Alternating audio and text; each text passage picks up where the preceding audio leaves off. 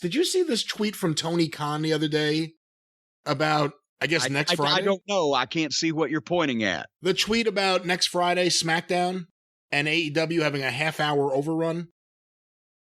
Well, I did hear this, that they are doing that because SmackDown is 2.5 hours instead of 2 hours. So naturally, that would be a half-hour overrun into the normally allotted slot for Rampage, right? So what's Tony's comment about it?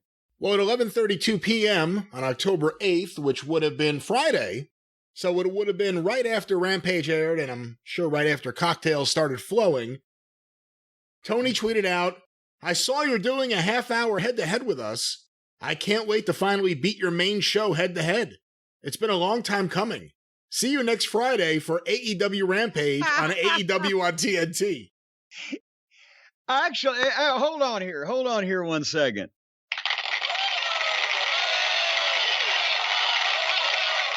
That was a piece of work. I appreciate that. You know why I said that, don't you? What do you mean? That show probably will beat SmackDown. Oh, I think 10:30. I mean, they're going to try to stack it. I mean, that's going to be the half hour where they try to put... No, I don't care. I don't care if they show Mickey Mouse cartoons. They're probably going to beat SmackDown from 10 to 10:30. You know why, don't you? CM Punk? No. God damn it. Am I on a fucking time warp? Didn't they just advertise on the SmackDown this past week? Or I saw it somewhere in front of my face. SmackDown next week on Friday night is not on Fox. It's on FS1 because of some kind of ball game. Oh, that's right. So Tony saw that. So, okay, well, there you go. I can fucking looking forward to beating your number one show when it's on the equivalent of cable access instead of the normal network broadcast. So that was very, very well played. That's like when Medusa did the fucking royalty check rib and tweeted out the picture of her royalty check where she made like $500,000 because she took a picture and cropped the two columns to the right off where it says what she actually got. And it looked great. And I had to applaud that also. I applaud this. Tony realized that, yeah, they probably, what were the ratings of SmackDown the last time they went over to, is it FS1? I'm saying that correctly, isn't it? I believe so, yes. That got you curious enough to look now and see, so you know what you're talking about here on this program? I can look about that. I don't think I'm going to know where to find right now the SmackDown ratings the last time they were on FS1. You don't think you're going to know what you're talking about on this program, but you can... For the last time they were on FS1, it's going to take me a few minutes to find that out. Well, God damn it. You should be... Especially if I'm talking to you instead of typing. Instead of defending myself for my inability to find it, I could be trying to find it, but why don't we have Jay Sharknado sitting in on this stuff, or Kippelman, or somebody can just a stooge at our beck and call to just come up with these factoids when we need it. I wouldn't consider any of those men to be stooges. They're all fine, intelligent. I thought you were going to say I wouldn't consider any of those men to be smart enough to find those factoids. Well, where have you taken this show? I don't know. It's your show. I'm just trying to get you to run it.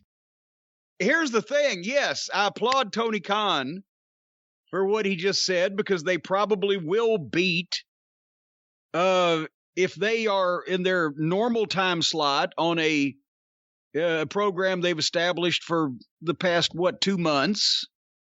And a lot of people like you may not know that SmackDown's not going to be on Fox. So there you go. All these things work together in consort with each other. I think they'll probably somewhat outpace them, depending on what I can't imagine they did 1 million viewers the last time they were on FS1 for SmackDown. So they averaged, if the last time they were on was December of 2020, which may be, I don't know if they were on since then, they averaged just over 1 million. Yeah, 1 million viewers. So right about that. Okay, well, and it may be a little bit of a dogfight. Let's see what happens. And if they lose, and if for that half hour WWE loses, and here's Tony Khan taunting them at 11:30 at night in a tweet a week beforehand, how he can't wait to kick your ass, is there any reaction internally to the fact that the owner of the company, it's kind of now Vince's worst nightmare, a combination of Bischoff with Ted Turner, the money and that arrogance put together, and you get this? Well, but then also it could blow up on Tony because, that's okay. Let's look at the Rampage ratings since Punk debuted, and it was well over 1 million. So they'd been safe, but they've dropped down.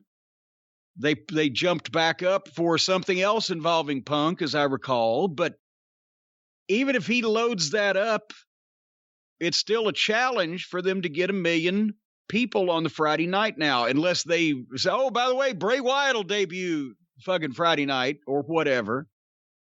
But then again, SmackDown being on FS1 last time for 2 hours did 1 million. Not for 2.5 hours. Now it's an extra half an hour later at night. Attrition. Did people get the memo that it was going to be 2.5 hours?